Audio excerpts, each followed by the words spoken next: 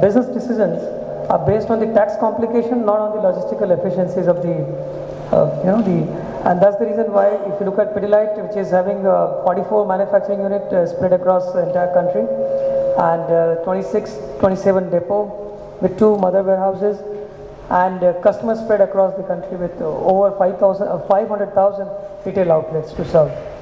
Looking at the complexity, entire logistics for the entire thing, we strongly believe that once GST gets implemented, it will unlock a lot of working capital which has been blocked in the inventory or in transit.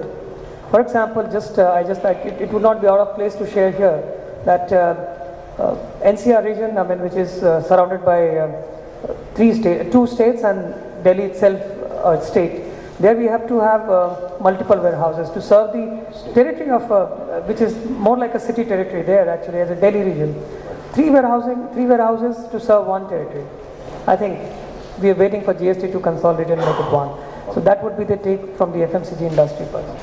So, Surinder, what's your view on this? You think it's similar view, or you got something different to?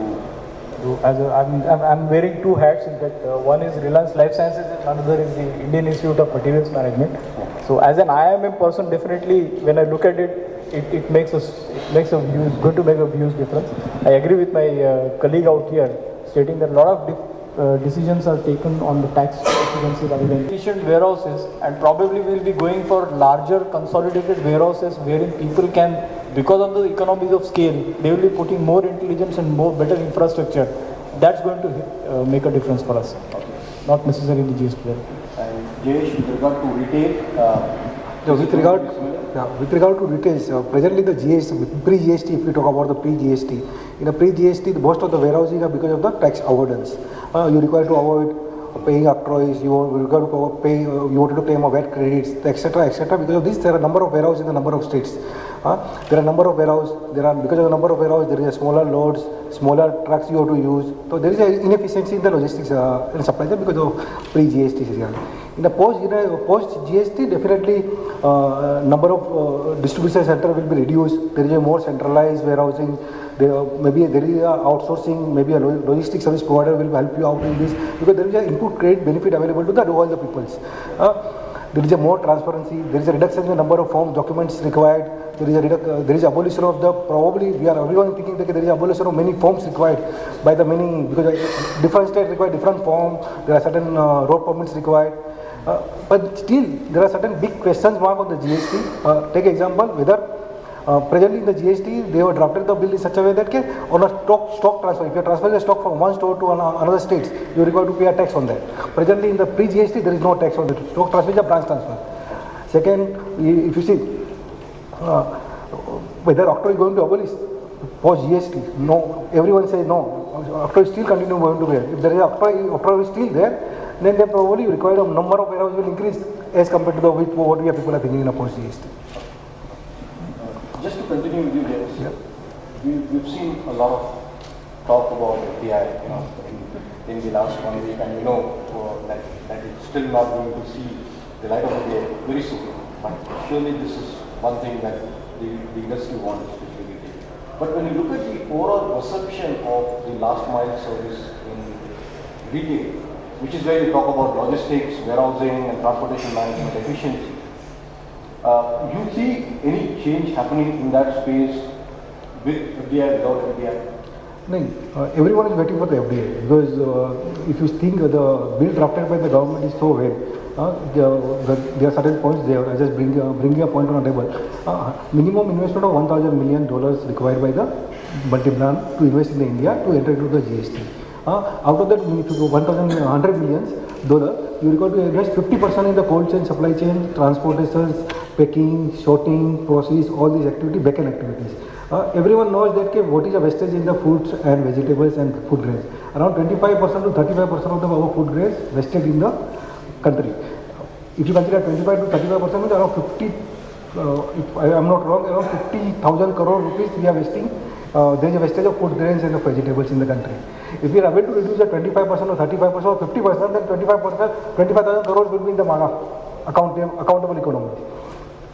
Secondly, the bill is drafted in such a way that at least the multi-brand retailers has to procure 30% of their output from the small and medium industries. So this small and medium industry definitely benefit, and they are able to supply their produce at the national and international levels. If you think from the point of view of the middlemen, if the middlemen are floating the mandis and that price are not transferred.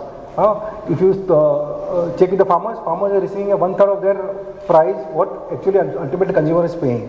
But in the way there is more organized retailing in other countries, if you see, the farmer is getting a 2/3 of the price what ultimately consumer is getting. So everyone is going to benefit. Like if taking a farmer is going to benefit by 3 ways.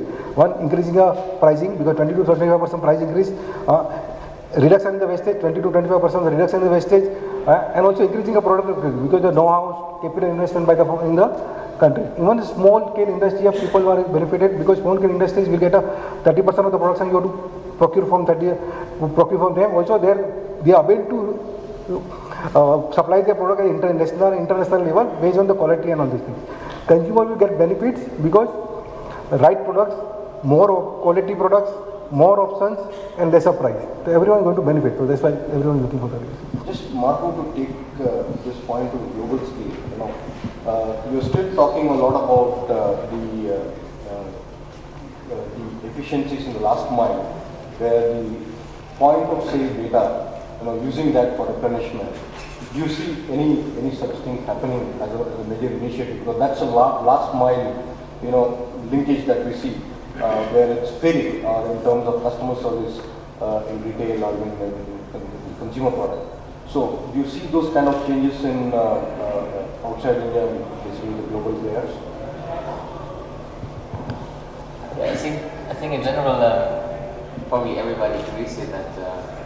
If you look at the last 30 years, there's a big shift changing in the power in the whole industry. I think up to the 80s it was purely a push model, where the consumer products manufacturer basically determined which product and which quantities will have been pushed onto the market.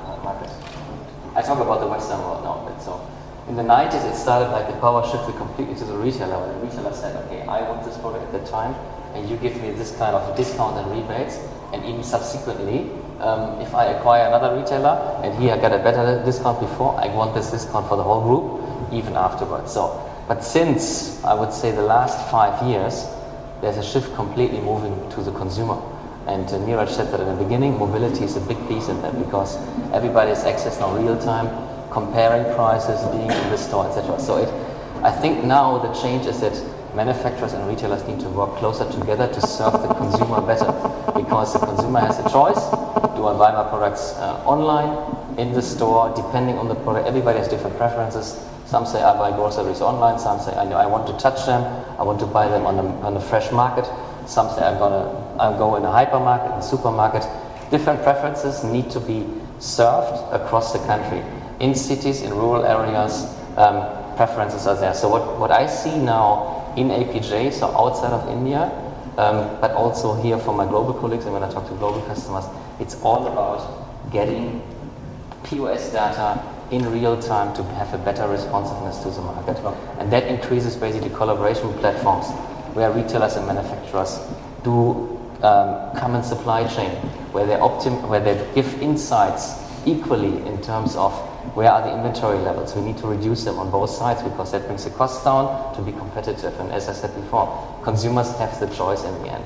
So getting the POS data back to your supplying location, making sure that you're in real-time sync with the needs of the retail outlets or the POS is what you're saying is seeing a key. Yeah. So Kumar, just taking this one step back, we're still talking a lot about execution, but what about planning? Planning and execution are like still two different sub-functions in supply chain, and it's important that you sync planning to execution, otherwise you still end up getting into symptomatic problems in supply chain. So what has been your experience in your consulting practice in India or even outside India? I think one important thing that we commonly come across is people tend to plan the supply chain execution in a sort of a unidimensional manner. If you use a lean manufacturing parlance, there is always the super runner, runner, repeater and stranger. And not all of the customers